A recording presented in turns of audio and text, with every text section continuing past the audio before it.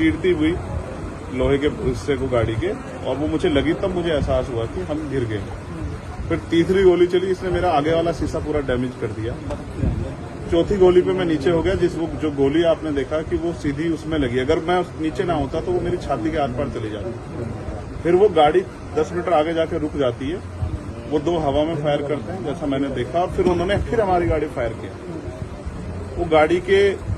वो फायर जो है गाड़ी के नंबर प्लेट पे लगी। मेरा यह मानना है, उनको ऐसा लगा होगा कि हमने जो काम करने आए थे वो कर दिया, अब ये मर गया शायद, जैसा पहले कई घटना में हो। फिर वो शायद सरेंडर करने के मूड में थे, लेकिन जैसे ही मनीष ने गाड़ी को मेरे घर से यू टर्न लिया, उनको समझ आया कि जिंदा है, तो वो वहां से भागे। हमने पुलिस को बताया कि ये गाड़ी का नंबर है, फिर उन्होंने उसको इंक्वायरी किया। पुलिस के अच्छे अधिकारी यहाँ हैं, उम्मीद है वो अच्छा काम भी करेंगे। लेकिन ये स्पष्ट हुआ कि अपराधियों में कोई डर है नहीं।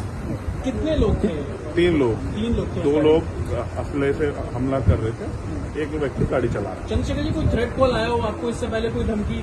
पिछले कई सालों से आ रही है। मैं लगातार पुलिस को इंटीमेट भी करता रहता हूं। मैंने डीजीपी को भी लिखा, गृह मंत्री को भी लिखा, मुख्यमंत्री को भी लिखा, यहाँ के पहले एसएसपी डीएम थे उनको भी लिखा। लेकिन डीएम साहब जो पिछले थे अखिलेश सिंह जी, उन्होंने साफ मना कर दिया कि नहीं चाहते चंद्रशेखर को सुरक्षा दी जाए। मेरे आज भी याद है ये बात, क्योंकि मैंने एलआईयू के अधिकारी द्वारा पूछा कि भाई मैंने आपको बताया, फिर क्यों नहीं हो रहा है?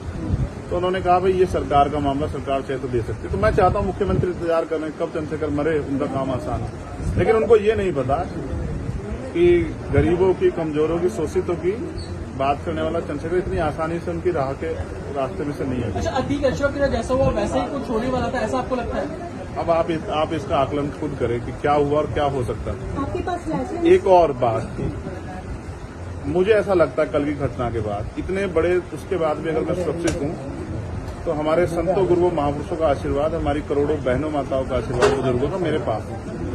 और मैं जो जिम्मेदारी मैं लेके मैदान में आया हूँ, बाबा साहब अम्बेडकर, मानव काशीराम साहब, सदगुरु रविदास जी का जो बेगमपुरा राज का सपना है, मानवता के राज का सपना है, संविधान को लागू कराने का है, इन वर्गों को अधिकार देने का है, जब तक वो पूरा नहीं होगा मैं कहीं जाने वाला नहीं।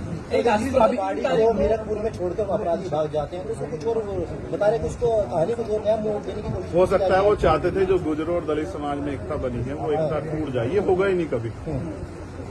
ठीक है, ये नहीं हो सकता।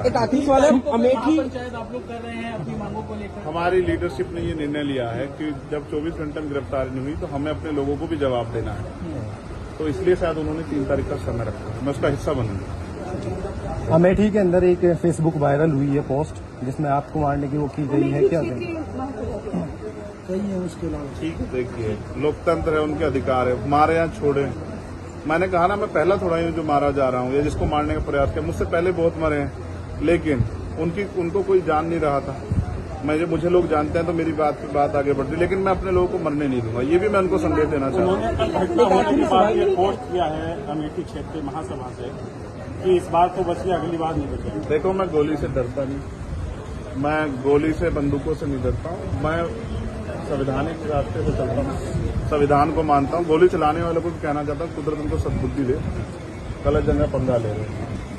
मैं झगड़ा नहीं चाहता, मैं अपने लोगों को भी कह रहा हूँ कल से शांति बना रखो और संविधान के रास्ते चलो। वो हमें डिस्टर्ब करना चाहते हैं कि जो हम राजनीतिक ताकत हमारी बन रही है कमजोर हो जाए, हम दूसरी दिशा चले जाएं। लेकिन ये भी एक अटूट सत्य है कि हम संविधान के जरिए जवाब देना जानते हैं, और किसी को गलतफहमी हो तो वो गलतफहमी सुधारने का समय, वो क्यों वो कर रहे थे, वो पाला किसने? मुझे ही तो मारना है ना, वो बता दे मैं चला जाऊंगा मरने में, अगर मेरे लोगों के साथ तो खेलना खेलें। मैं तैयार हूं, अगर मेरे मरने से हमारा आंदोलन आगे बढ़ता, हमारे लोग खड़े होते, मुझे कोई दिक्कत नहीं है। लेकिन उनको ये समझना चाहिए कि ये आज लोकतंत्र है। गोली की भाषा से एक चंद्रशेखर मरेगा तो क्या हो जाएगा, हजारों चंद्रशेखर पैदा हो जाएंगे। ये समाज, बहुजन समाज तो उपजाऊ समाज है, एक मरेगा 1000 पैदा हो, कितने चंद्रशेखर मारोगे? मारो, गोलियों में सत्ता का संरक्षण आपको है, मुख्यमंत्री आपका अपना है, खूब चंद्रशेखर को मारो, हर जिले से चंद्रशेखर पैदा हो। पहली घटना आपके साथ बाबा साहब अम्बेडकर और मानव काशीराम साहब को सपना पूरा करे बगैर संविधान को लागू करवाए हम लोग जाएंगे नहीं। चंद्रशेखर भाई, पहली घटना आपके साथ मुजफ्फरनगर में हुई, दूसरी अब देवबंद में हुई, क्या लगता है कि आसपास का क्षेत्र उससे पहले बुलंदशहर में? अगर पहली घटना पे ठोस कार्रवाई हो जाती तो अपराधियों के हौसले कमजोर होते हैं। लेकिन मैंने कहा ना कि एक रानी का नहीं, प्राइमरी स्कूल के हेडमास्टर का बेटा है, एक गरीब माँ का बेटा है, तो मर जाए क्या फर्क पड़ा, किसी को क्या फर्क पड़ता है? उनका रास्ते घाटा आसान से निकल रहा है। तो इसलिए उनको लगा कोई वो नहीं, लेकिन जनता समझ रही है। मेरे एक एक खून का जवाब मेरे लोग जो है ना मुझे संरक्षण देके देंगे एक आखिरी सवाल और सबक सिखाएंगे भारतीय जनता पार्टी की सरकार को, जिसके अब संरक्षण में गुंडे पड़ रहे हैं। एक आखिरी सवाल है, क्या ये पॉलिटिकल अटैक था आपको लगता है? पुलिस जांच कर रही है कि मेरे मरने से किसको फायदा हो सकता है, कौन मुझे चाहता मैं मर जाऊं। पुलिस जांच कर रही है, मुझे उम्मीद है पुलिस फेर जांच करके कोई मैनिपुलेट करके नहीं सही जवाब देगी कि उन्होंने ऐसा क्यों किया। चंद्रशेखर का जो कद बढ़ रहा है देश के अंदर, कई मुख्यमंत्रियों ने भी अब ट्वीट किया है, ओवैसी ट्वीट कर रहे हैं, कहीं और कर रहे हैं, तो इस चीज को क्या ये लगता है? कुछ भी गलत होगा तो लोग बोलेंगे। अगर कल मेरी जान ही चली जाती तो लोग फिर भी तो उनको पीड़ा होती, उनको अपना भी देखना है, कल उनके साथ भी हो सकती है। ये लाइन ही विचारधारा ही गलत है कि गोली से वो करो, और ये बीजेपी की भाषा है, गोली मारो सालों को, ये वही उसी को उपजाऊ हो रही है। देखिए बहन जी से मेरी कोई नाराजगी नहीं है, मैंने उनको हमेशा बड़ा माना, वो मुझे छोटा नहीं मानती अपने परिवार का। उनको ये घटना छोटी लगी, शायद अगर मैं मर भी जाता शायद उनको इसमें कोई शायद बुरा नहीं लगता, मुझे उनसे कोई दुख नहीं है। मेरे लोग मेरे साथ हैं ये बहुत, और वो समझ रहे हैं कि जो उनके लिए मरने को तैयार है, जिसकी जो जान पे जिसकी बनाई है वो हमारा अपना है। मेरे लोग मेरे साथ खड़े होंगे, मैं इस लगभग सभी दलों के लोग आपसे मिलने आए हैं, कैसा देखते हैं, क्या नहीं मैं उनका भाजपा के भी विधायक आए मैं कह हैं। रहा हूँ बस सबका धन्यवाद करता हूँ, मगर ये है मैं ये प्रयास करूंगा कि भविष्य में ऐसा किसी के साथ ना, इसलिए लॉ एंड ऑर्डर की कानून व्यवस्था अच्छी होनी चाहिए, मुख्यमंत्री को ध्यान देना चाहिए। बात चंद्रशेखर की नहीं है, बात इस प्रदेश में हो रही हजारों बहनों के साथ जो असमतें लुट रही है, हर महीने रेप हत्याएं हो रही हैं, लोगों की जान जा रही है, सब उन पर वो करता है।